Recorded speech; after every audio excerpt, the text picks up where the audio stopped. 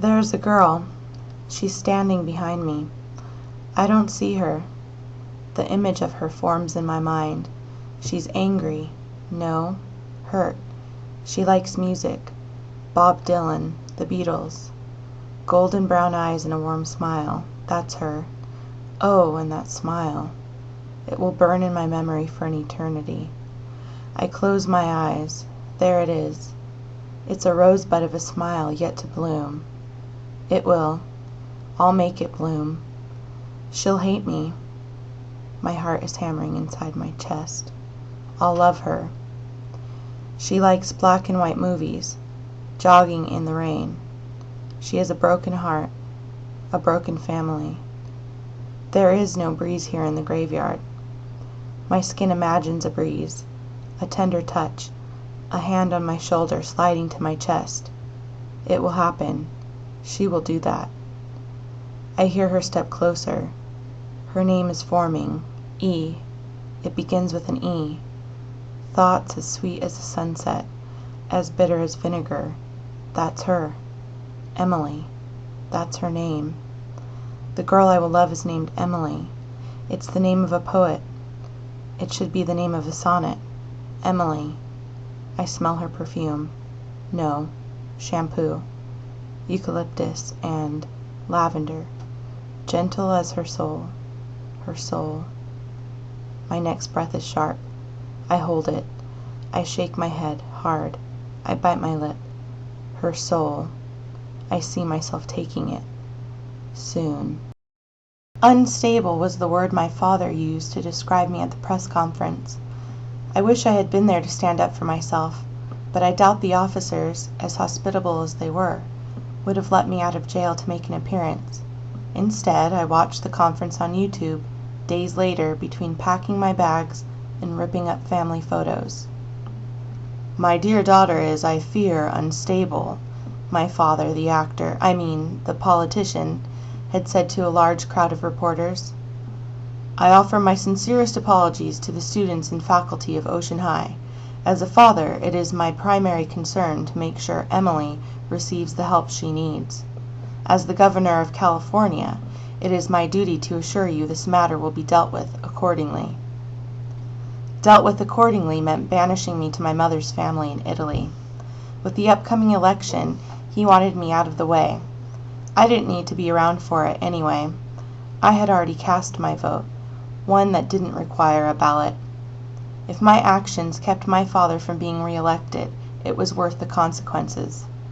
At least, that was what I told myself. Now I had to move forward and forget my old life, in Italy. Only I couldn't. I really couldn't. Thinking about the incident that happened at school made me sweat, the cold and achy way. A melange of fear and regret consumed me. Could a single, spontaneous action ruin the rest of my life? The thought made my head spin as though I had too much to drink. I was Emily Edwards, valedictorian hopeful, editor of the school paper, volunteer at the soup kitchen. I didn't do crazy, but I did, I thought, and now I had to live with it, in Italy. On that early September afternoon, my first day in Florence, I heaved an enormous sigh and kneeled before a weathered headstone in the church graveyard. The only thing that warmed the chill in my heart was the sultry sun on my bare shoulders.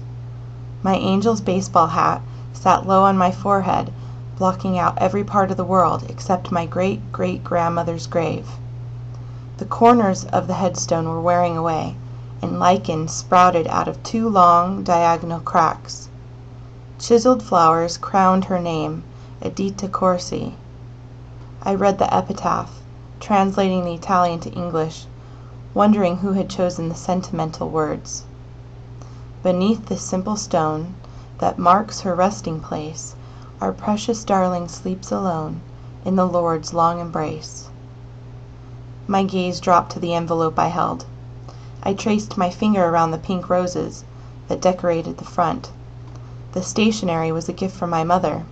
She always bought me stuff like that, delicate things I never had the use for, but looked pretty sitting on my desk.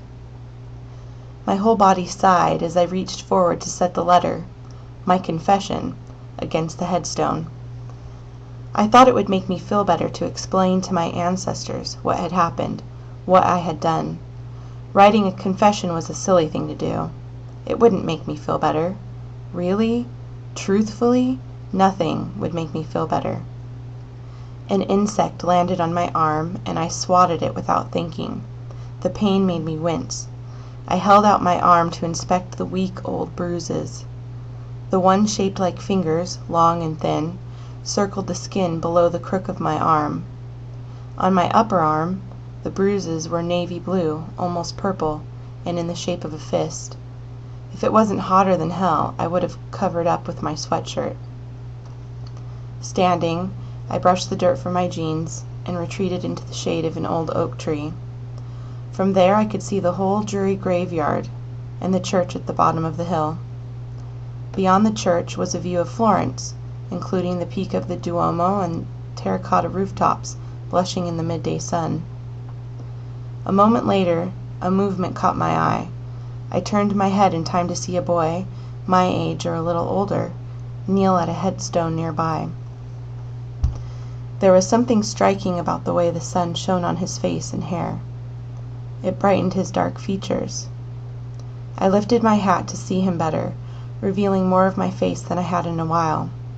I didn't care about much anymore, but taking pictures came as easily to me as breathing. My hands found the camera hanging at my chest.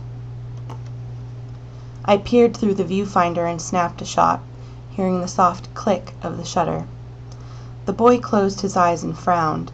He shook his head as if he were rejecting a horrible thought. When he finally moved, his tousled hair fell over his eyes. He slipped his fingers through the shiny brown strands, sweeping them aside. Something fluttered in my chest as he stood and faced me. There wasn't a trace of surprise in his expression. Had he known I was there all along? He looked me over, slowly, thoughtfully, like a wine connoisseur savoring a first sip. "Are you a photographer?" he asked in Italian. My mind worked fast to translate his words. "Not officially or anything," I answered.